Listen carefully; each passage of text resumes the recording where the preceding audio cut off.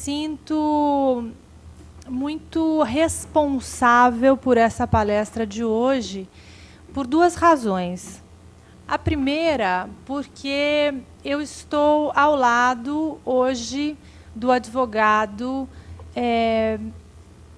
mais entendido e que tem conhecimentos na área de direito do consumidor, não só pela sua atuação prática, mas pelos seus estudos e pela repercussão que tem com o seu trabalho dentro da ordem e na mídia. Todos vocês devem ter visto e devem conhecer o Dr. Tavolieri por todos os trabalhos que vem realizando já na terceira gestão dessa comissão tão importante aqui na Ordem dos Advogados do Brasil. Então, falar sobre responsabilidade civil no CDC hoje é uma grande responsabilidade. E me sinto um pouco mais confortável quando vou num segundo momento da palestra. Então, nós vamos dividir essa exposição em dois momentos. No primeiro momento, numa abordagem geral sobre a responsabilidade civil, as regras gerais e a responsabilidade abordada no Código de Defesa do Consumidor e essa evolução, portanto, da responsabilidade. E, num segundo momento, a segunda parte do título da nossa palestra, que é a responsabilidade do advogado nessa prestação de serviço profissional como profissional liberal. Nós vamos tratar dessa regra excepcional aos profissionais liberais, prevista no CDC, mas de uma excepcionalidade ainda maior. Vamos ver na segunda parte. Eu gostaria de saber, nessa palestra lotada aqui nessa noite, agradeço a presença de todos, quem são as pessoas que ainda estão na Faculdade de Direito. Eu tive a oportunidade de conhecer a Marina, que é aluna da Unicid, que nós conversamos antes do início da palestra, mas acho que é um grande dever do palestrante conhecer melhor o seu público, para adequar melhor essa nossa conversa, esse nosso diálogo. Então, eu gostaria que levantasse a mão aqueles que ainda estão cursando a faculdade, que estão no curso de Direito, independentemente do ano ou do semestre, para que eu saiba se estou falando para um público mais acadêmico, de mais estudantes, ou, na sua maioria, de profissionais, de advogados. Os acadêmicos, então, levantem a mão, por favor. Acho que está bem equilibrado, mais ou menos a metade de advogados e a outra metade pressupõe, com certeza, são advogados. Ok. Eu conversava, então, com Marina, eu e o Dr. Tavolieri, antes do início da palestra, e a Marina, então, nos contou que, infelizmente, não teve um estudo aprofundado de ética profissional, que, na sua faculdade, não há uma preparação específica, mas algumas palestras são ministradas para que os alunos tenham conhecimento.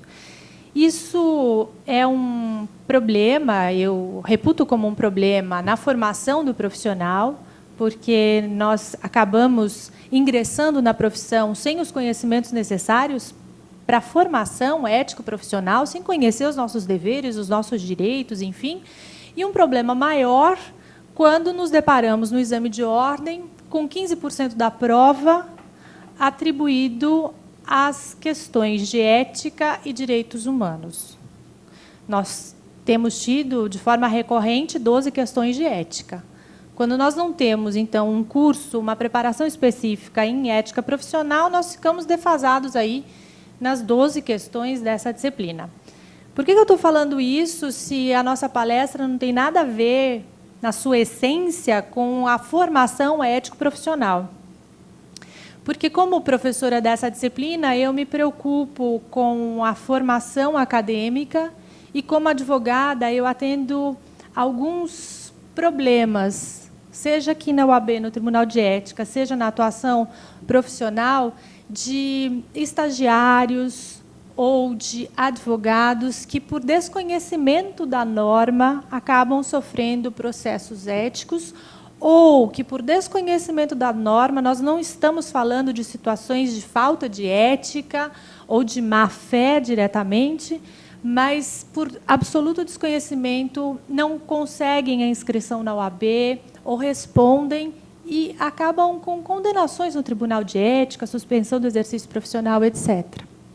Portanto, eu gostaria, nesse momento, se me permitir o nosso presidente, de divulgar um curso de ética profissional que eu fiz no STF, naquele programa da TV Justiça.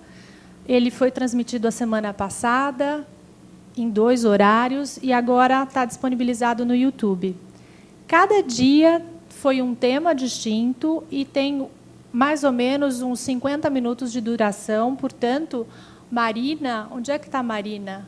Marina, para você que não teve a formação e para todos aqueles que precisarem de esclarecimento sobre direitos do advogado, sobre impedimentos e incompatibilidades, sobre processo disciplinar, enfim, sobre todas as regras que estão no Estatuto e no Código de Ética, esse é um curso, acho que com 5 vídeos e mais um vídeo sobre perguntas e respostas mais frequentes enviadas pelos telespectadores, que vai, acredito, suprir as necessidades tanto para os acadêmicos que vão fazer o exame, como para os advogados que ainda têm dúvidas sobre o tema.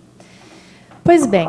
Professora, só uma partezinha. E como é que nós fazemos para localizá-la no YouTube? Tem que dar algum nome específico? Tem que como é que a gente lhe acha? É verdade, verdade. É só colocar, eu não me lembro agora do link específico, mas eu acho que é www.saberdireito/aula. E aí aparecem vários vídeos de todos os professores que dão aulas lá no STF, nesse programa. Basta colocar o meu nome, Laura Di, então Saber Direito/aula, e depois tem Saber Direito/responde e /debate, são outros programas, mas o curso é Saber Direito/aula, ok? Obrigada. Muito bem. Eu gosto muito do tema responsabilidade civil. O tema da minha dissertação de mestrado foi focado na responsabilidade civil e me agrada falar sobre esse tema. Eu tratei da responsabilidade civil das instituições de ensino superior na formação profissional dos acadêmicos. Claro, na qualidade de advogada, me preocupa a formação dos acadêmicos do curso de Direito. Mas, em geral, todos nós sabemos que, ao deixar a graduação, pouca formação para o exercício profissional nós temos, não é? Na hora que o formando recebe o diploma ou o aprovado na UAB recebe a sua carteira, aquela sensação de o que eu vou fazer com isso agora, eu acho que acontece com todos nós. Para as meninas, para as mulheres aqui presentes, eu acho que é a mesma sensação quando a gente chega na nossa casa da maternidade, com o bebê no colo, coloca ele em cima da cama e fala, o que eu faço agora? Né? Por onde eu começo? Então, eu acho que, hoje, a responsabilidade civil das instituições de ensino, ela só é registrada e cobrada nos tribunais quando os consumidores, os estudantes, porque aí nós temos uma relação de consumo, numa prestação de serviço educacional, quando eles não têm, por exemplo, um curso reconhecido. Não podem obter o diploma. Isso acontece em cursos de graduação e de pós-graduação também. Quando uma faculdade ou uma universidade não tem a infraestrutura necessária para aquele curso, por exemplo, de odontologia ou de medicina, não tem os laboratórios específicos. Essas são decisões que nós sabemos que existem nos tribunais. Mas será que não há responsabilidade para estas instituições de ensino com relação à capacitação profissional dos seus estudantes, desses consumidores que têm uma expectativa legítima na formação para o ingresso no mercado? A Constituição Federal determina que esse exercício, essa transferência do serviço educacional do poder público para as empresas particulares deve não só formar para o mercado de trabalho, mas formar este indivíduo enquanto cidadão. Nós tivemos isso nos nossos cursos? Será que, quando nós saímos da faculdade de Direito e temos que prestar o exame de ordem, nós estamos preparados para prestar esse exame de ordem? Para ingressar no exercício profissional? Bem, esse é um outro tema para uma outra palestra, mas por que me agrada, então, falar da responsabilidade civil? Porque a responsabilidade civil é um conceito, é um tema que interessa a todo cidadão, independente da sua profissão, da sua formação. Saber que existe um limite para as nossas ações, em que o direito do outro tem que ser preservado para uma boa vida em sociedade, é tema de responsabilidade civil. A regra geral da responsabilidade civil, no Código Civil, determina que quem causa dano a outrem tem o dever de indenizar. A lei apenas traduz essa regra necessária para a convivência social. Eu tenho que respeitar o seu direito, porque se eu causar dano a você, eu tenho que indenizar. Esse é o artigo 927 do Código Civil, que já menciona no próprio texto a condição de que esta ação ou omissão deve ser um ato ilícito. E nos remete, portanto, aos artigos 186 e 187 do mesmo Código. Ou seja, a responsabilidade civil está ligada, tem um conteúdo notório de boa-fé. Boa-fé, presente no Código Civil e no CDC, que se traduz pela lealdade, pela confiança, pela vontade de que aquela expectativa pela relação, contratual ou não, firmada, aconteça.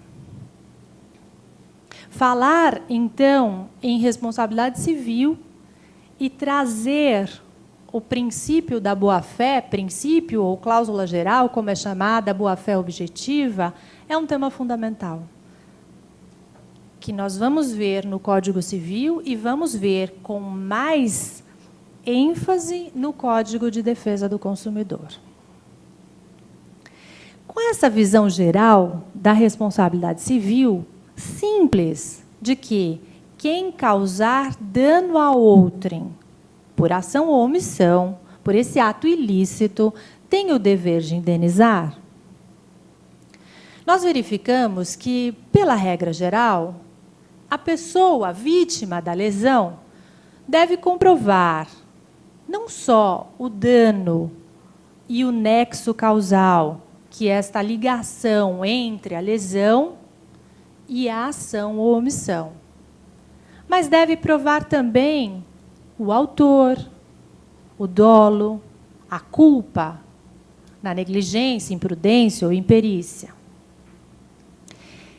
Essas provas exigidas para a responsabilização, na regra geral do Código Civil, elas acabaram por não satisfazer os anseios da nossa sociedade de consumo massificado.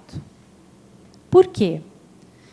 Vamos pensar em algumas situações do passado aplicando essa regra do Código Civil, essa regra geral de responsabilidade civil.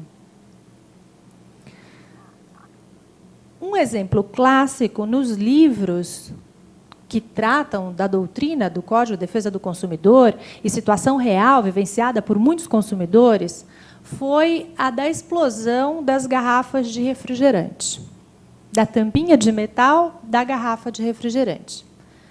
O Dr. Tavolieri, com certeza, se lembra desses inúmeros casos, e é por isso que hoje nós temos as garrafas PET. Pois bem, um caso específico de uma senhora, de uma dona de casa, que, ao abrir a garrafa de um refrigerante, a tampa explodiu, foi arremessada pelo excesso do gás num dos seus olhos e ela perdeu a visão. A quem ela deve responsabilizar para que seja indenizada em razão da lesão, a perda da visão? Vamos imaginar, pela regra geral da responsabilidade civil, que ela processasse, então, o supermercado, a mercearia, enfim, o local, o comerciante que vendeu esse produto. E, com certeza, esse comerciante, esse supermercado, alegaria em sua defesa que ele não sabe nada do produto.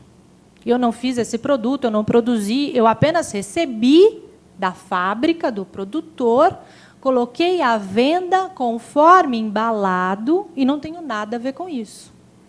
É uma defesa razoável. Por quê? Porque ele excluiu o que da relação? O nexo causal. Não fui eu que causei o dano, eu apenas vendi um produto conforme eu recebi do fabricante. E estaria excluída a sua responsabilidade.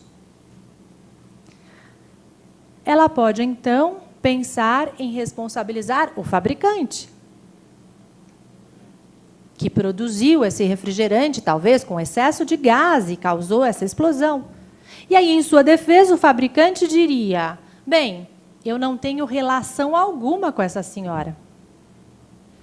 Não há uma relação contratual que nos una. Portanto, eu não sou responsável, até porque este produto foi regularmente produzido e, enquanto estava sob a minha guarda, eu tinha responsabilidade. A partir do momento que eu transferi para a venda no mercado, eu não tenho mais responsabilidade, excluindo novamente o nexo causal pela ausência da relação contratual. Vejam que, para esta senhora, aplicando as regras gerais de responsabilidade civil, segundo o Código Civil, com os pressupostos exigidos para a comprovação dessa responsabilidade, ela não teria a quem recorrer. E ficaria sem nenhuma indenização, com a lesão e sem a possibilidade de reparação do dano. Por isso, verificando essa impossibilidade dos consumidores no atendimento das suas necessidades diante dos problemas, vou colocar entre aspas, dos defeitos apresentados pelos produtos e serviços numa produção massificada, é que a responsabilidade civil exigiu evolução. E o que foi essa evolução? Foi retirar do consumidor o ônus de ter que fazer toda essa prova. Prova que era praticamente impossível de ser produzida. Como é que essa consumidora iria, eventualmente, provar que naquela garrafa tinha mais gás do que o necessário para o consumo, a ponto de causar um acidente de consumo? A responsabilidade, portanto, que exigia uma série de pressupostos para a responsabilização daquele que causou o dano, agora passa, no Código de Defesa do Consumidor, a ser objetiva. O que significa dizer a adoção desta responsabilidade objetiva em favor dos consumidores? Que nós, consumidores, não precisamos nos preocupar com quase nada. Apenas comprovar o dano, a lesão, a efetividade do dano e o nexo causal. Saí com o meu carro, o freio não funcionou, bati no carro da frente e quebrei os 2 dentes da boca. Agora estou banguela. Acidente de consumo. Cabe a responsabilização e a indenização para a reparação desse dano. Será que eu preciso provar por que o freio não funcionou? Será que eu preciso provar que esse veículo saiu da fábrica com um defeito no freio? Como é que eu faria essa prova? Ainda mais nós, não? Mulheres. O que será que deu problema no freio? Tem tanta coisa que fala de freio, né, doutor? Tem disco de freio, pastilha de freio, fluido de freio. Até que eu estou sabendo, hein? Percebam que, para o consumidor, esta prova era impossível. Mas, agora, com a proteção do Código de Defesa do Consumidor, basta que nós provemos a lesão, o dano e o nexo causal. Só para ilustrar, isso é fato notório, então eu não estou fazendo nenhuma violação de sigilo profissional aqui, como professora de ética, preciso fazer esse alerta. Nós temos um caso no escritório em que, falando de carro, o Fiat da marca Estilo, né? Estilo, teve um problema na roda e, com certa velocidade, a roda se desprendia do carro. E, por inúmeros testes e perícias técnicas específicas, descobriu-se que o problema era no cubo da roda. Nem sei o que é o cubo da roda, mas o fato é que a Fiat trocou o material do cubo da roda por um material muito menos resistente, o que fazia com que qualquer buraco, enfim, qualquer atrito com o solo, essa roda se partisse. E o consumidor se acidentava, capotava e morria. A responsabilidade, portanto, para reparar esse dano, as lesões sofridas. E basta, portanto, não precisamos falar nada disso, de cubo da roda, de material, basta, portanto, provar que o consumidor morreu em razão do desprendimento da roda. A quem cabe provar que não havia defeito? Ao fornecedor.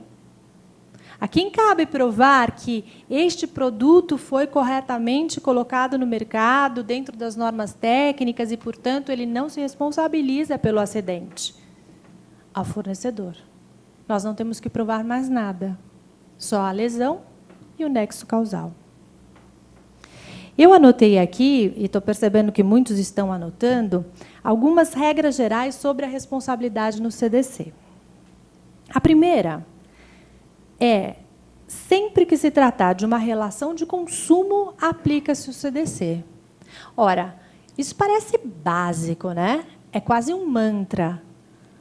Sempre que se tratar de relação de consumo, aplica-se o CDC. Mas hoje, a maior dificuldade dos magistrados é entender se naquela relação apresentada nós temos mesmo uma relação de consumo.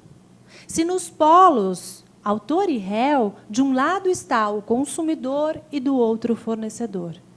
Porque, sendo identificada a relação de consumo, eu tenho uma série de regras favoráveis ao consumidor que estão no CDC.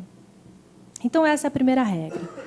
A segunda, a relação pode ser contratual ou extracontratual. Não existe mais essa dicotomia para o CDC em relação ao consumidor que tem um contrato e o que não tem um contrato. Todos são tratados da mesma maneira. Se a relação é de consumo, pouco importa se eu tenho um instrumento, o contrato de prestação de serviço, por exemplo, ou de compra e venda, ou não. A terceira regra. A responsabilidade será sempre objetiva, independente de culpa. Nós já falamos, na verdade, em primeiro lugar, esta regra da responsabilidade objetiva, bastando ao consumidor provar o acidente de consumo. Próxima regra. O CDC adota a teoria do risco da atividade. O que é essa teoria do risco da atividade, o risco do empreendimento, o risco do negócio? A doutrina dá várias denominações para essa teoria. É a seguinte: a responsabilidade no CDC é fundada na teoria do risco do negócio.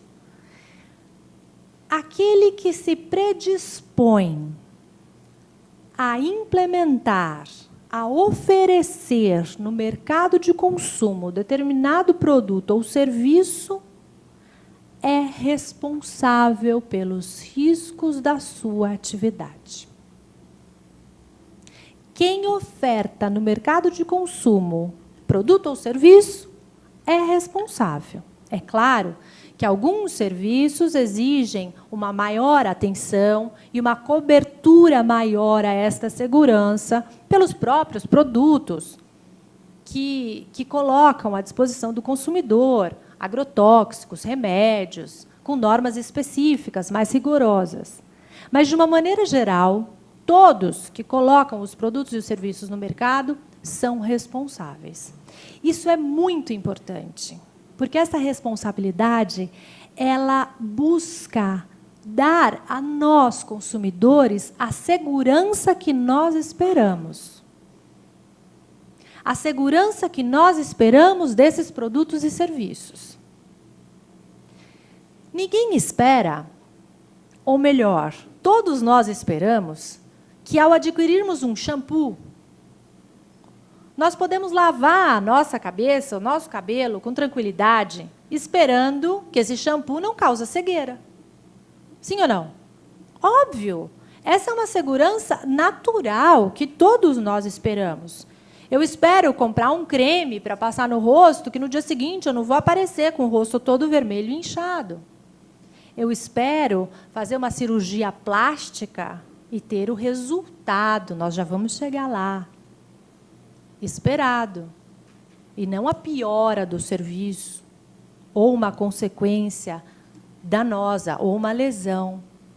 Então, essa segurança esperada dos produtos ou serviços, ela nunca atende verdadeiramente às nossas necessidades. Por quê? Porque por N razões que vão ser analisadas em cada caso concreto, haverá uma vítima de uma relação de consumo. Vejam, a proteção aos consumidores, com toda essa segurança que o CDC procura dar, ela não é absoluta. Será que a gente pode lavar a cabeça e ter um problema com a visão, uma irritação com os olhos por causa de um shampoo? Pode. Será que a gente pode, como nós temos um outro caso no escritório, de um rapaz, que até vocês devem ter visto na mídia, que foi fazer uma cirurgia de desvio de septo. Todo mundo sabe o que é isso? Uma cirurgia simples, que corrige a respiração da pessoa, não tem nada a ver com cirurgia plástica, estética, reparadora. Ela é indicada por médico para a melhoria da saúde da pessoa. E esse indivíduo, ao fazer essa cirurgia indicada pelo médico, tem injetado ao redor do seu nariz, porque a anestesia é local, ao invés do líquido anestésico, mertiolate. O que aconteceu? Perdeu o nariz. Necrosou todo o nariz, destruiu todos os músculos internos da face. Ele teve que fazer 10 cirurgias plásticas para reconstituir o nariz depois dessa simples cirurgia de desvio de septo. O doutor Tavoleri, outro dia, falou para mim, estou com dificuldade na respiração, preciso fazer aquela cirurgia de desvio de septo. Eu falei, não faça isso, pelo amor de Deus, fica respirando assim mesmo. Porque houve um erro médico. A segurança que se esperava para essa prestação de serviço especializada de um profissional, médico, etc., falhou. Portanto, meus caros, quando o CDC adota a teoria do risco da atividade e promove esta proteção ao consumidor em relação a todos os produtos e serviços oferecidos no mercado, essa segurança ela não é pautada nas vítimas das lesões. Ela não é pautada naqueles que sofreram os acidentes de consumo. Ela é pautada num entendimento médio das relações do que regularmente se espera. Todo mundo espera que o anestesista injete o líquido anestésico. Essa é uma conduta que se espera. Mas acontece. Todo mundo espera comprar um brinquedo para os nossos filhos, no dia da criança, no aniversário, que ele não vá levar à boca e ter uma intoxicação. É um brinquedo. Outro dia, eu pensei em comprar um urso de pelúcia, a moça da loja falou, a senhora vai dar para uma criança? Em geral, né? Às vezes dá para namorado também, né? Para namorado, urso de pelúcia, mas, em geral, é para uma criança. Ah, não compra esse urso não, viu? Porque ele solta pelo e aí dá alergia nas crianças. Poxa, será que esse produto ele tem a segurança que se espera, já que ele é feito para uma criança? Nós tivemos agora, na Páscoa, o problema com os ovos de Páscoa, não foi? Feito para criança, com brinquedinho dentro. Recall. Vamos recolher todos os ovos de Páscoa, porque o cheiro do plástico passou para o chocolate. Então, vejam, essa questão da segurança esperada é uma segurança que deve atender, sim, às normas técnicas, né, que o poder público determina para cada área, para cada setor, mas ela não retira a possibilidade dos acidentes de consumo. E, mais do que isso, a teoria do risco do negócio, ela vai atrelar o fornecedor de produtos e serviços aos consumidores em todas as fases da contratação.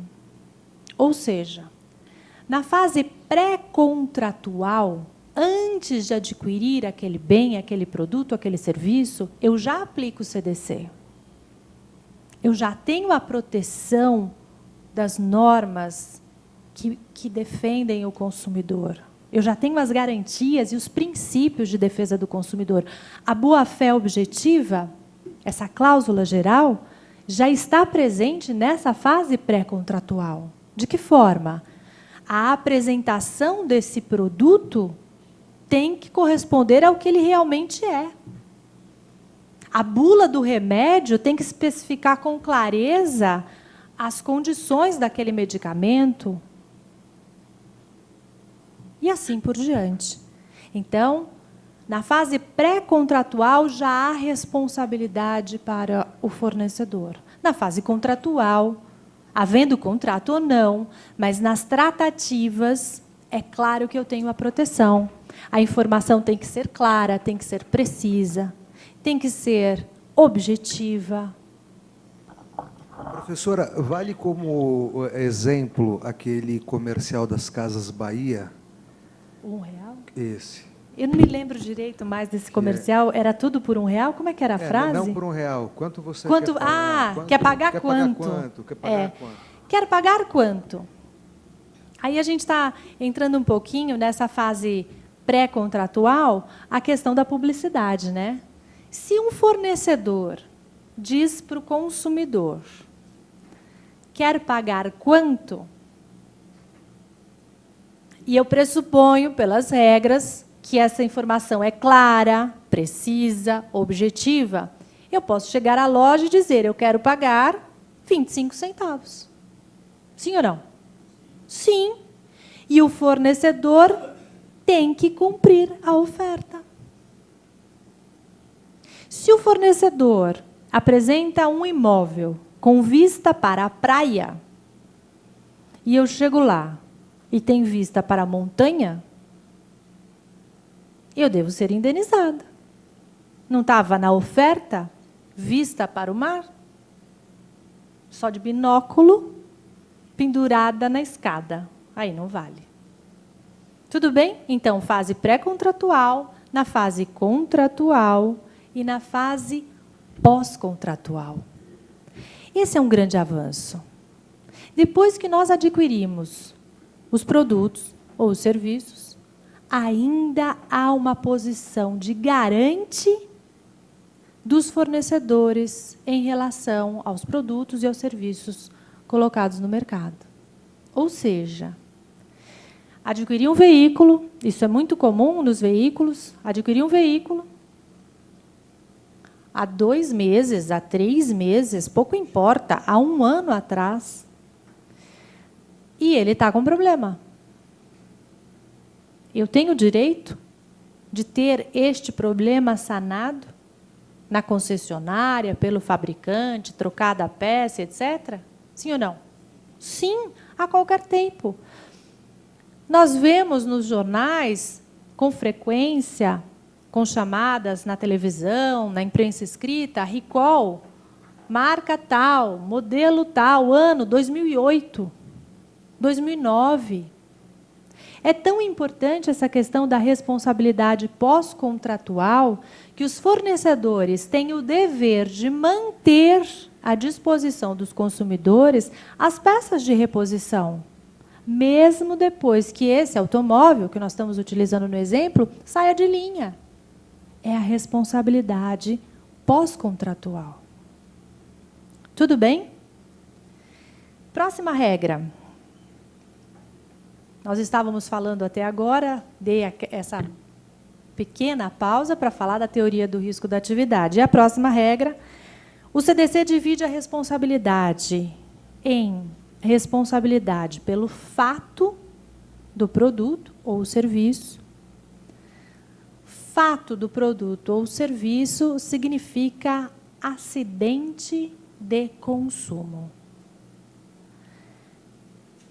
Essa é uma questão recorrente nas provas, nos exames da UAB, nas provas na faculdade, a diferença entre essa responsabilidade pelo fato, primeira divisão, dos artigos 12 a 14 do CDC, e a responsabilidade pelo vício do produto ou serviço. Qual é a diferença? E pelo vício dos artigos 18 a 20. Qual a diferença, então, dessa responsabilidade pelo fato e pelo vício? Responsabilidade pelo fato significa que aquele defeito, genericamente falando, ultrapassou os limites do próprio produto ou serviço e atingiu a esfera da integridade, da segurança do consumidor. Ele extrapolou o próprio produto ou serviço. Não diminuiu a qualidade ou quantidade deste bem, mas prejudicou a minha integridade física, a minha saúde. Um dia desses eu troquei a lava-louça da minha casa. Comprei a lava-louça, instalei eu mesma, corajosa que sou, e não funcionou. E aí fui naquelas regras lá do manual de instalação, por que não funciona, né? E tem aquela primeira observação, o produto está na tomada? É engraçada essa, né? Você colocou o produto na tomada como se o consumidor fosse um verdadeiro imbecil, né? E tudo aquilo eu tinha feito e não funcionou. Responsabilidade pelo fato ou pelo vício? Pelo vício. Não extrapolou o limite do bem adquirido, do produto. Ele apenas não funcionou. Ele não atendeu a minha expectativa, a necessidade para a qual ele foi feito. Pasmem, coloquei a lava-louça no carro, levei para a loja e falei, olha, a lava-louça não funciona, quero outra. Eu sei que não está na loja à disposição, está no estoque, mas eu já queria me livrar daquela peça defeituosa. Não, a gente não vai trocar. Ah, não vai trocar. Não, porque a senhora tem que ligar para não sei onde, para fazer não sei o quê, preencher um formulário não sei das quantas, para a gente identificar o problema e trocar a máquina, se for o caso. Eu falei, olha, amigo, é o seguinte, eu levei a máquina, comprei a máquina, paguei à vista, a máquina não funciona, Está no carro, eu não vou voltar com ela para casa. Você não tem o CDC aí na loja? O problema é que os fornecedores têm o CDC na loja, né? Mas se a gente chegar na loja e perguntar para qualquer vendedor, gerente ou coisa que o valha, se ele sabe alguma regra que está ali dentro, ele não conhece nenhuma. Nenhuma. Façam o teste. Ou seja, você compra um produto, paga por ele, ele não funciona e a loja não quer trocar, com o CDC no balcão para consulta do consumidor.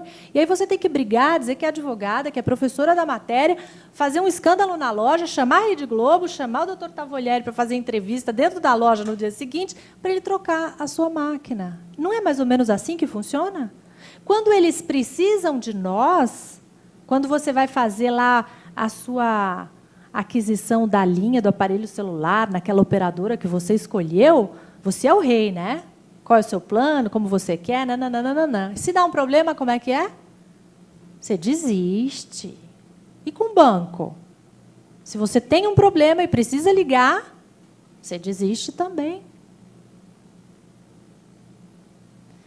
O meu filho teve um problema de uma cobrança equivocada no cartão de crédito dele. Abusiva, ilegal. Alguns valores que ele não consumiu e que foram apontados no cartão de crédito. Meu filho, liga para o banco. Eu tive o mesmo problema, meu outro filho também teve o mesmo problema. Passamos, acho que, umas 5 horas no telefone para resolver o problema. Mas o André, o mais novo, um pouco mais... Como nós classificaríamos o André, que fique registrado aqui? Ansioso? Nervoso. André é um pouco mais nervoso. Eu não vou ficar 5 horas no telefone. Eu vou amargar este pagamento, que não é meu. E quantas vezes nós fazemos isso? E aí a gente está aqui falando numa palestra na UAB, né, na casa do advogado, sobre o respeito ao consumidor pelo Código de Defesa do Consumidor. Mas aí eu pergunto, doutor, caríssimos, há respeito ao consumidor? De 0 a 10, qual é o número que vocês dariam de respeito ao consumidor no dia a dia, nas relações de consumo que nós firmamos diuturnamente e inevitavelmente? Porque quando acordamos de manhã, acendemos a luz ou abrimos a torneira, já estamos atuando como consumidores. 0 a 10, que número? 3. Quando a gente sofre na pele os problemas, a gente dá 0, né? É mais ou menos assim. Mas cabe a nós, advogados e estudantes de direito, fazer isso mudar um pouquinho. E a última regra. Na verdade, eu já falei, não sei se vocês anotaram. A responsabilidade dos fornecedores está inserida em todas as fases da contratação. Nós falamos da pré-contratual, da contratual e da pós-contratual. Apenas para concluir aquela divisão que fizemos entre o fato e o vício, então, a responsabilidade pelo vício é aquela na qual o problema, o defeito é intrínseco ao produto, ao bem ou ao serviço adquirido. Não atinge a esfera do consumidor. O problema com a minha máquina de lavar louça foi um problema vício. Vício do produto, que diminui a sua qualidade ou quantidade. Um dia recebi uma ligação no celular de uma pessoa amiga, mas pouco esclarecida, sequer fez faculdade, mas muito amiga. Laura, eu estou no supermercado, comprei o feijão e ele está cheio de caruncho. O que é que eu faço? Qual é a responsabilidade? Vício do produto. Não há qualidade deste produto para o consumo. Quando nós vamos ao supermercado e vemos produtos com a data de validade vencida, responsabilidade pelo vício do produto. Os exemplos são inúmeros, todos nós aqui temos exemplos de problemas relativos ao vício do produto. O rolo de papel higiênico, o doutor Tavolieri está lembrando, que não tem a metragem que consta já foi detectado em algumas situações que aquela metragem 50 metros, não sei, 100 metros, que a gente vê no rolo, alguém mede? Será que nós, consumidores, temos como medir se estamos adquirindo 50 metros ou 100 metros de papel higiênico? Será que nós temos como comprar 1 quilo de açúcar, 1 quilo de feijão, 5 quilos de arroz e colocar na balança para saber se o fornecedor realmente colocou no mercado aquele peso que nós estamos adquirindo? Mas, pensando na boa-fé objetiva, nós temos que entender que ele foi leal, que ele quis realmente atender a minha expectativa para que esta relação de consumo chegue ao fim pretendido. Eu adquiri aquele produto, aquele feijão, e ele não está cheio de caruncho. Muito bem. Feita essa diferença, então, fica claro que a responsabilidade pelo fato do produto que causa o acidente de consumo é muito mais grave, porque atinge a nossa segurança, a nossa integridade física. Aquela roda que se desprende do carro, que provoca a morte do motorista, enfim, dos passageiros, é responsabilidade pelo fato do produto, é defeito do produto, é acidente de consumo. Ok? Feitas estas observações sobre a responsabilidade, como regra geral, Código Civil e a evolução no Código de Defesa do Consumidor, eu passo agora à segunda fase, segundo bloco dessa nossa conversa, para falar sobre a responsabilidade do advogado, mas antes, falar sobre a responsabilidade dos profissionais liberais no CDC. A única exceção que o Código de Defesa do Consumidor faz à questão da responsabilidade objetiva está no artigo 14, parágrafo 4º do Código de Defesa do Consumidor. E o texto diz o seguinte: a responsabilidade pessoal dos profissionais liberais será apurada mediante a verificação de culpa. Portanto, nesse dispositivo, o Código de Defesa do Consumidor deixa claro que, para os profissionais liberais, não se aplica a regra da responsabilidade objetiva.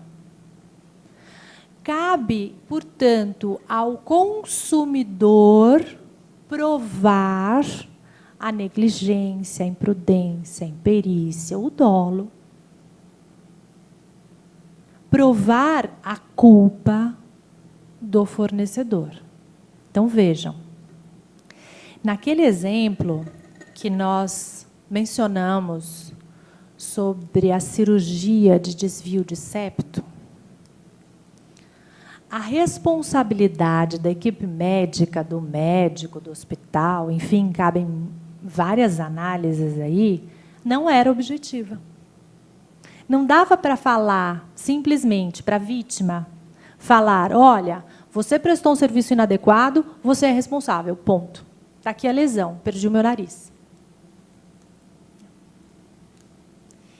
Nessa responsabilidade que está traduzida numa relação de consumo, de prestação de serviço, do profissional liberal, foi preciso demonstrar a culpa.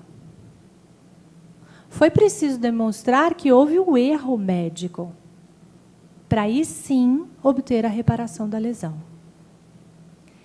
Portanto, vimos a regra geral da responsabilidade. Responsabilidade nas relações de consumo é objetiva. Exceção para os profissionais liberais não será objetiva. Um ponto importante nesse momento: quem são os profissionais liberais? O que a lei entende por profissionais liberais? Aqueles que têm diploma de um determinado curso, diploma de graduação. Para aplicar esse dispositivo, a lei abrange todos aqueles que prestam um determinado serviço como autônomos. Então, cabe o médico, o engenheiro, sim, cabe o enfermeiro, mas cabe também aquele que não tem uma formação específica, mas é um profissional liberal. Atuando no mercado de consumo, prestando um serviço específico, independentemente do diploma, como profissional liberal, de forma autônoma. Tudo bem? Nessa visão, a gente poderia, nessa breve análise do artigo 14 do parágrafo 4º, a gente poderia dizer que o advogado está aqui inserido? O que vocês acham? Ele é um profissional liberal, tem uma prestação de serviço, tem um diploma específico, portanto, nem ficaria na dúvida se é profissional liberal ou não. Então, vocês poderiam dizer, sim, Laura, o advogado se enquadra perfeitamente no artigo 14, no parágrafo 4º, devendo o cliente provar a sua culpa, porque a responsabilidade não é objetiva. Não basta a prova do dano. Alguns autores entendem dessa maneira. Um deles, que eu gosto muito no seu manual de responsabilidade civil e no manual também que fala sobre o direito do consumidor, se quiserem anotar, é Sérgio Cavalieri Filho. Ele entende assim, que o profissional advogado, como profissional liberal, se enquadra perfeitamente no artigo 14, parágrafo 4º. Respondendo, então, por essas lesões, mediante a verificação da culpa. E incidindo para esta nossa relação profissional, advogado-cliente, perfeitamente todas as regras do CDC. Esse é o X da questão. Esse é o ponto mais importante quando a gente fala de responsabilidade do advogado. Então, o CDC, ele se aplica completamente à nossa relação profissional, salvo no tema responsabilidade objetiva. É a primeira posição, é a posição do Sérgio Cavalieri Filho. Aplica-se o CDC à relação profissional do advogado. Perfeitamente. Só a questão da responsabilidade objetiva que não se aplica, porque o próprio artigo 14, parágrafo 4º, excepciona. Essa é uma posição. A outra posição, não. O Código de Defesa do Consumidor não se aplica à relação cliente-advogado, porque esta relação não é de consumo.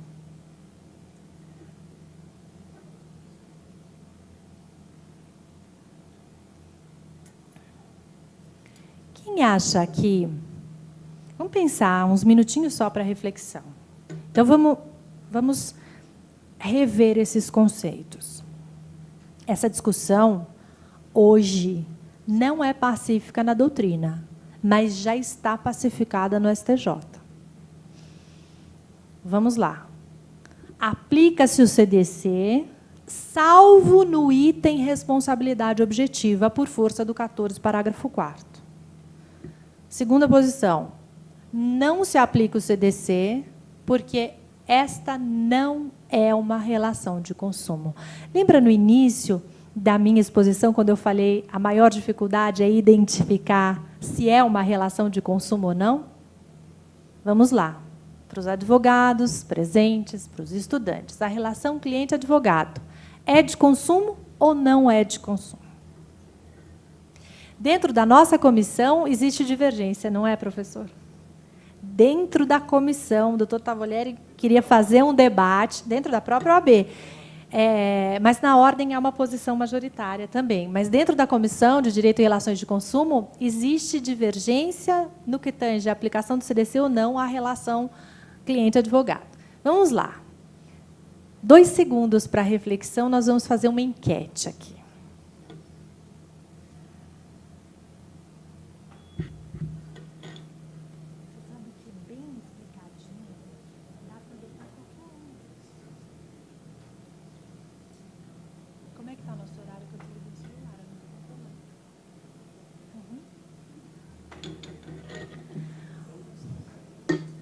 Pois bem, quem acha que é uma relação de consumo, aplica-se o CDC integralmente, salvo no item responsabilidade, que não é objetiva, mas deve ser apurada mediante a culpa, levanta a mão. Acho que a maioria, não, doutor? A maioria adota a primeira corrente. Pasmem. Há um julgado no STJ de 2004, eu não estou com ele aqui, até porque ele não se aplica mais, que adotava essa posição de vocês.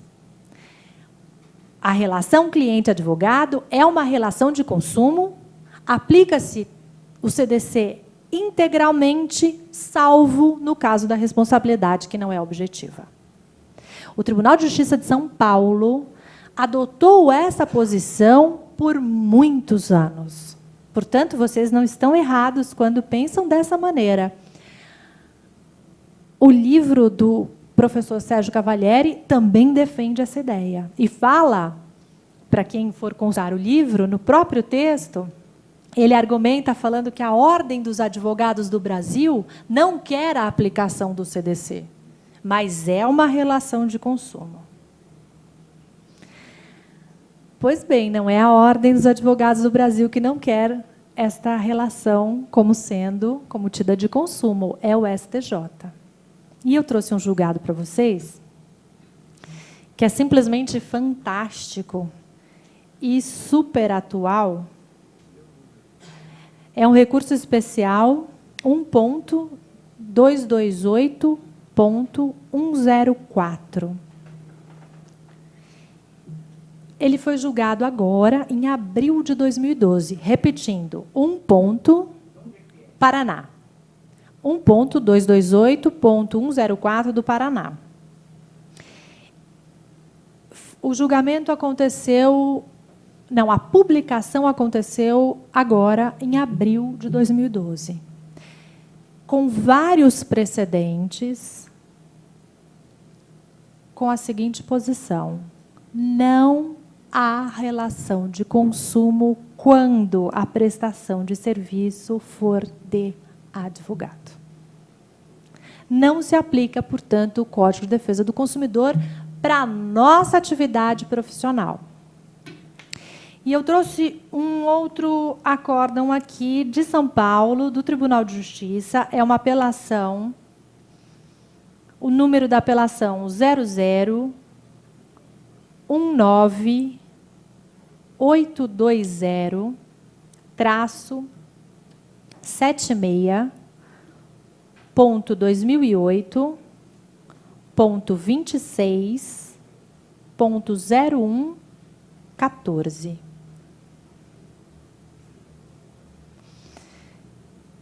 Eu vou tomar a liberdade de ler um trecho desse acórdão, só para a gente entender. De 2004, que é o último julgado do STJ, confirmando que a relação profissional de advogado é de consumo, houve ainda muita discussão. 2008 para cá, a situação ficou plenamente pacificada no STJ. E diz o trecho do acórdão aqui do Tribunal de Justiça de São Paulo. Após um período inicial de divergência, a jurisprudência do STJ se consolidou no sentido de que não incide o CDC nos contratos de prestação de serviços advocatícios. Ok? E o Tribunal de Justiça de São Paulo confirma nesse acórdão que ele estava em sentido oposto, mas que, por força das decisões no STJ, ele agora adota a mesma posição. Não dá para ir contra, porque você vai para o STJ e resolve a situação não aplicando o CDC. E aí, a gente pensa, poxa, mas se tem tantos argumentos e a própria lei fala que o profissional liberal responde mediante a comprovação da culpa, e é uma prestação de serviço, não é? Que está no mercado para os consumidores, os nossos clientes, quais são as razões para que o STJ, ou cada um de nós, acreditemos e adotemos essa posição. Porque não basta falar, né? Às vezes, a gente se depara com uma jurisprudência que é contra o nosso cliente. Nós não localizamos uma jurisprudência que apoie a pretensão do nosso cliente. E, por conta disso, a gente vai desanimar? Nós não vamos fazer essa defesa? Porque a gente pode ser responsável por mudar a orientação dos tribunais. Basta que argumentos fortes sejam colocados. Não é assim? Não é essa a nossa tarefa como advogados? Pois bem, o Estatuto da Advocacia, a Lei 8.906 de 94, ela é uma lei específica, uma lei que regulamenta a nossa atividade profissional, especificando direitos, deveres, obrigações, sanções, e é uma lei posterior ao Código de Defesa do Consumidor. Começa a clarear um pouco a nossa ideia quanto à não aplicação desse código. O artigo 32 desta lei, do Estatuto da Advocacia, diz que o advogado é responsável pelos atos que praticar no exercício profissional por dolo ou culpa. Portanto, a nossa lei específica já determina a nossa responsabilidade por dolo ou culpa. E o artigo 34 dessa mesma lei, por sua vez, traz uma série de infrações disciplinares. Situações, muitas delas, relativas à relação com o cliente. Por exemplo, eu até grifei aqui vários dispositivos, são 29 incisos no artigo 34, falando sobre infrações disciplinares. Violar sigilo profissional, diz respeito à minha relação direta com o cliente. Isso é uma infração, eu não posso fazer isso. Estabelecer entendimento com a parte adversa, sem a autorização do cliente. Acarretar a anulação ou a nulidade do processo. Abandonar a causa sem justo motivo. Solicitar ou receber de constituinte qualquer importância para aplicação ilícita ou desonesta. Receber valores da parte contrária. Ou seja, o artigo 34 traz todas as condutas reprováveis na minha atuação profissional. E nos artigos seguintes, a partir do 35 e seguintes, já determina qual é a sanção cabível para esses comportamentos. Nesse sentido, eu já começo a perceber que a nossa atuação não é em nada semelhante às relações de consumo, aos contratos de consumo que firmamos com quaisquer outros profissionais. Vamos ver algumas razões. Primeiro, a relação cliente-advogado só se firma se presente a confiança recíproca. Verdade ou não? Alguém contrata um advogado em quem não confia? A confiabilidade, portanto, passa a ser um princípio que norteia a atividade advocatícia. Sem essa confiança recíproca, porque não é só o cliente que deve confiar no advogado, mas a confiança do advogado no cliente também é importante. A confiança no direito que ele está apresentando, que ele pretende pleitear, nas provas apresentadas, a confiança de que ele vai honrar o contrato de honorários, é uma relação que tem que se iniciar pelo contato pessoal. Então, a pessoalidade também é um princípio da advocacia, porque sem ela nós não atingimos esse princípio da confiabilidade. Quando nós firmamos um contrato de consumo, contrato como instrumento propriamente dito, ou em qualquer relação de consumo, mesmo sem o instrumento, há esta confiabilidade. A gente confia como essa confiança exigida para firmar essa relação em qualquer outro fornecedor de produto ou serviço? Fica só o ponto de interrogação, não é para a gente responder agora.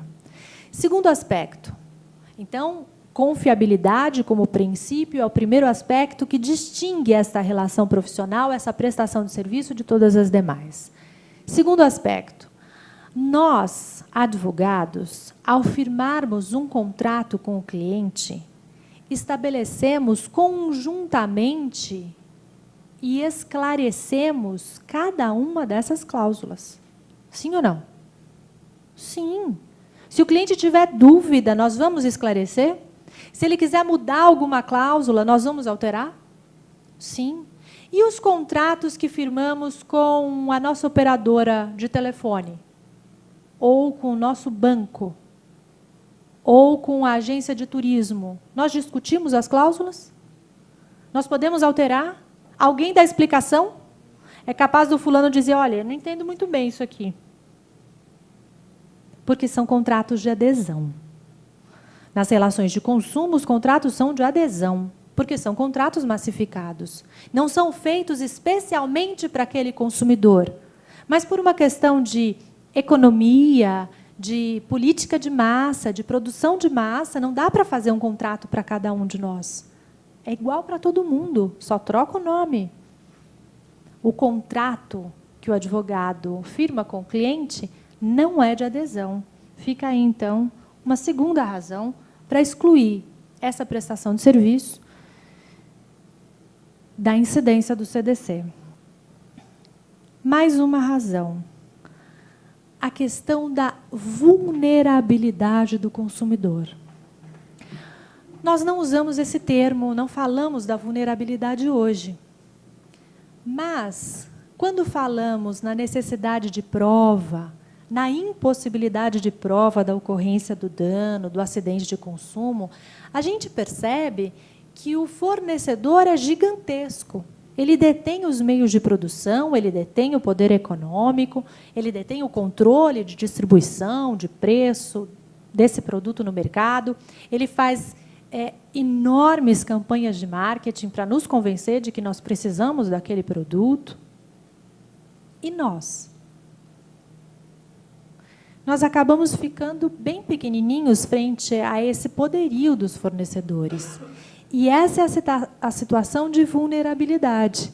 E porque nós somos vulneráveis, é que foi necessário criar uma legislação específica para a nossa proteção, para a proteção do vulnerável. Essa posição de vulnerabilidade, ela fica muito mitigada quando a gente fala da relação cliente-advogado. Por quê? Justamente porque o nosso contrato não é de adesão. Porque nós temos uma relação pessoal e de confiança recíproca. Portanto, não há vulnerabilidade por parte do nosso cliente. A postura ética do advogado e a postura exigida nas relações de consumo, portanto, a transparência, a informação, a lealdade, a boa-fé, estão presentes na relação do advogado, mas podem ser traduzidas e condensadas nesse princípio que é a confiabilidade. Se eu falar em confiabilidade como princípio da minha profissão, eu não estou falando em lealdade, eu não estou falando em boa-fé, eu não estou falando em transparência. Tudo isso, como exigência do Código de Defesa do Consumidor para os fornecedores, fica para nós, advogados, condensado nesse princípio da confiabilidade. Uma outra justificativa. A nossa prestação de serviço não ocorre de forma massificada. Os advogados fazem campanhas publicitárias para captar os clientes? Os advogados têm regras específicas de publicidade que devem ser respeitadas, que estão no Código de Ética e no provimento 94 do Conselho Federal? Nós podemos fazer oferta dos nossos serviços? Em que pese a gente vislumbrar alguns anúncios, de vez em quando, nos jornais? Sim, a pergunta é, Dr. Tavolieri está aqui, a publicidade é admitida, desde que de forma moderada. Sim, verdade. Mas não é só moderada. O que é uma publicidade moderada? Então, outro dia me deparei com um anúncio de um advogado no jornal assim, 2 ações pelo preço de uma. Quer outra melhor? Traga um amigo e não pague a sua.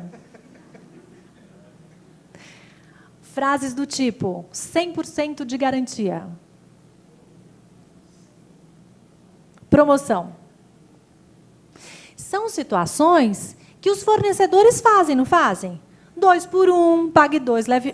pague 1, leve 2, não é isso? As academias, os cursos, enfim, indique um amigo e tenha desconto. Não acontece isso? Nós podemos fazer isso?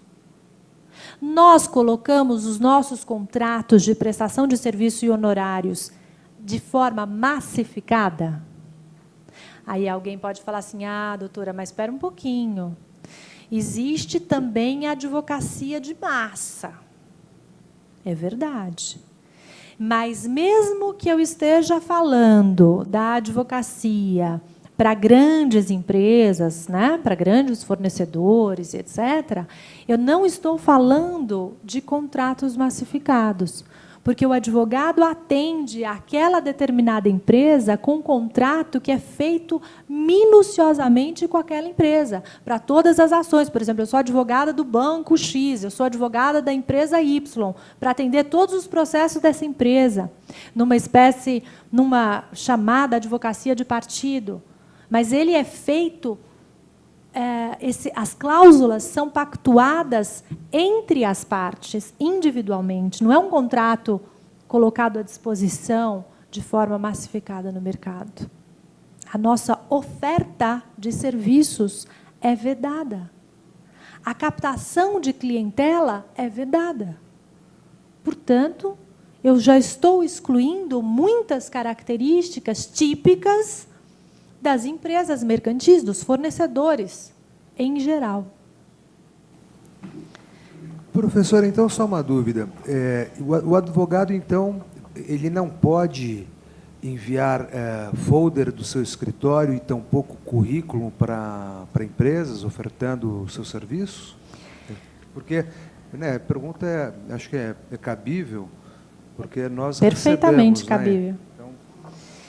Né? Então... Esse envio de publicidade, que eu vou intitular aqui como mala direta, pode ser? Mais ou menos nesse sentido? Nós recebemos nas nossas residências, todos os dias, a publicidade via mala direta, não é? Da pizzaria, da lavanderia, do pet shop, etc., etc. Essa é uma publicidade que não é admitida para o advogado. Por quê? Porque, se é vedada a oferta de serviços e a captação de clientela, o que faz a mala direta? Não é exatamente isso? Oferta de serviços para a captação de futuros clientes. Mas há um regramento específico para essa mala direta.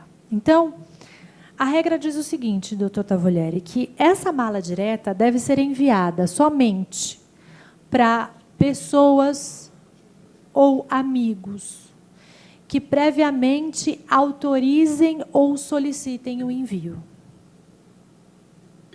Então, eu já excluo aquela possibilidade de enviar a mala direta para aquela lista telefônica ou para aquele determinado bairro. Segunda regra, o conteúdo desta mala direta, ele deve ser restrito a informações de caráter jurídico gerais, nunca a oferta direcionada de um determinado serviço. Então, por exemplo, essa situação que eu trouxe para vocês, esse julgamento do STJ, que acaba reforçando que a relação do advogado não está sob a égide do CDC. Eu posso fazer uma mala direta do escritório, mandando esta informação para os meus clientes, para os meus amigos, ou para as pessoas. Por exemplo, aqui eu passo uma lista, vocês querem receber a mala direta com as informações jurídicas dessa palestrante? E vocês autorizam. Posso mandar? Posso. Diferente daquela mala direta que nós recebemos, muitas vezes nós, advogados, recebemos, de oferta de um serviço específico. Problemas tributários? Sua empresa tem problemas tributários? Recupere PIS, COFINS, não sei o quê, não sei o quê. Escritório tal. Já viram isso? Tem um caso famoso aqui na UAB, doutor Tavolieri, de um advogado que envia a mala direta na hipótese para aquelas famílias que tiveram um ente falecido, para seguros e etc. Seu filho morreu?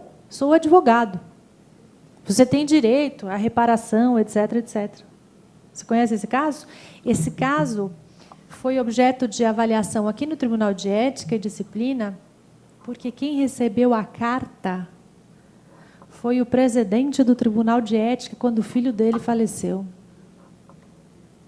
Quer dizer, o advogado que faz isso não se preocupa nem em ver para quem ele está mandando um absurdo desse.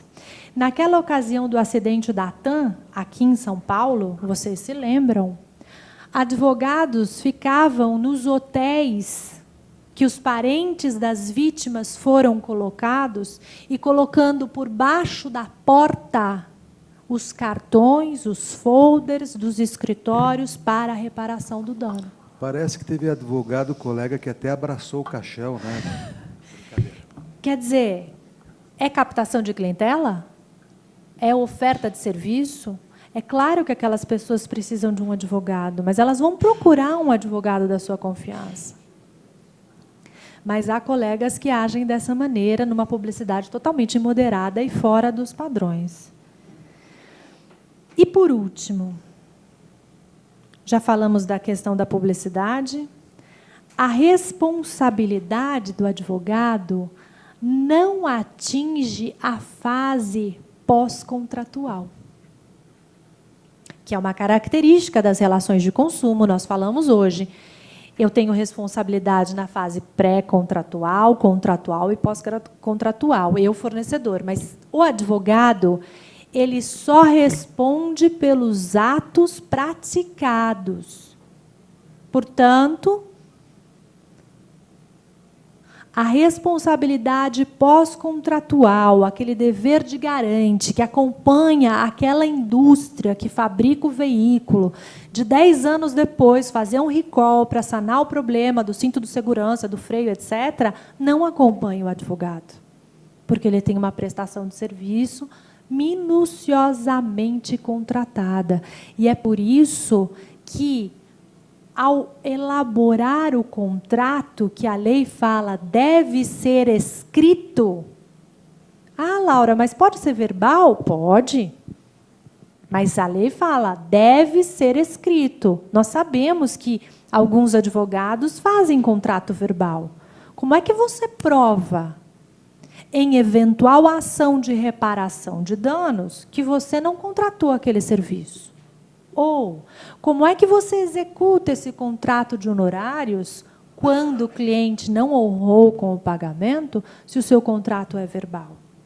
O que eu estou querendo dizer é que não há uma infração propriamente dita se eu fizer um contrato verbal, mas o advogado fica extremamente vulnerável e perde a proteção que a lei lhe dá com relação ao título executivo extrajudicial para execução, que é o seu contrato de honorários. Ok? Se eu tenho o contrato escrito, eu tenho delimitados todos os meus atos, todos os reajustes necessários, até que fase eu vou, de que forma, se eu faço sustentação oral ou não. E esse meu contrato é um título executivo extrajudicial. Se eu não faço esse contrato escrito, eu não tenho garantia nenhuma, nem do serviço que eu efetivamente me comprometi a prestar, nem numa eventual necessidade de execução. Por estas razões, meus caros, eu acredito que, talvez, eu tenha convencido os senhores e as senhoras de que a nossa relação ela é especialíssima.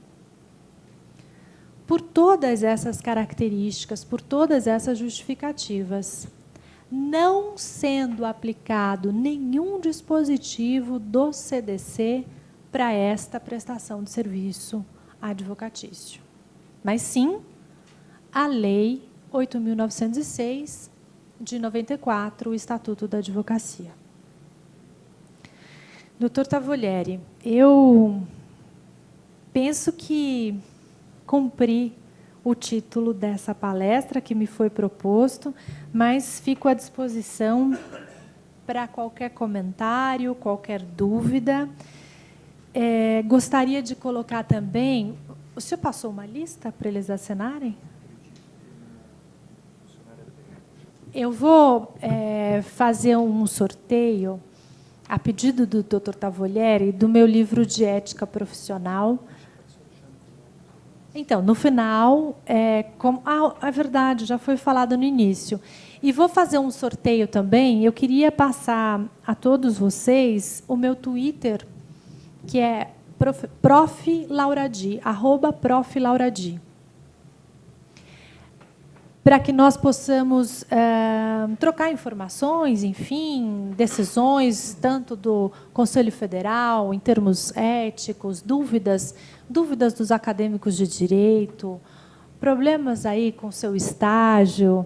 Hoje, fazendo uma pesquisa na jurisprudência para essa aula de hoje, vou fugir um pouquinho do tema, mas tem a ver com o tema responsabilidade. Para vocês que ainda são estudantes de direito, Dr. Tavolieri não acredita que isso acontece, mas inúmeras decisões eu vi nesse sentido e nunca tinha me preocupado com esse foco. Imaginem um recurso especial assinado exclusivamente por um estagiário. É possível. Houve prejuízo para o cliente? Sem dúvida, né? Porque o recurso não foi sequer conhecido, assinado por um estagiário. Não é ato privativo de advogado? Como é que o advogado permite que o estagiário, que está sob a sua responsabilidade na atividade de aprendizado, assine? Fico até com a garganta seca. Eu fiquei tão chocada, quando eu contei para o Dr. Tavolieri hoje, ele falou assim, não, isso não existe. E assine, portanto, um recurso especial.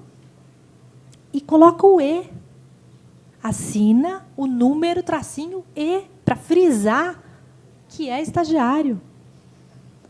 Onde é que estão definidas as atividades que o estagiário pode praticar? No Regulamento Geral do Estatuto. O Estatuto, a lei federal, diz que o estagiário precisa desenvolver essa atividade que é prática para a sua formação profissional, mas ele não tem liberdade de atuação. Ele pode assinar, sim, em conjunto com o advogado. E o advogado não observa isso, manda o recurso especial sem a sua assinatura, causando prejuízo ao cliente. Então, vejam, é claro que o advogado pode ser responsabilizado pelos danos que causar ao cliente por dolo ou culpa, mas tem situações que são inimagináveis.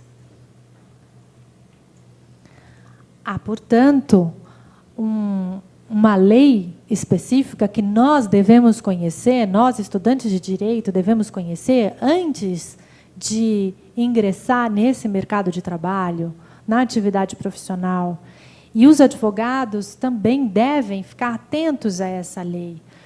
Eu tenho muitas solicitações de advogados que não conhecem, por exemplo, o procedimento adequado para renunciar a uma causa. Ou que têm uma série de contratos de honorários não pagos pelos clientes e não conhecem as regras específicas para a execução dos honorários contratados e de sucumbência. Enfim, essas regras todas estão lá no meu curso de ética no YouTube para vocês, e no meu Twitter fica aí o nosso contato daqui para frente.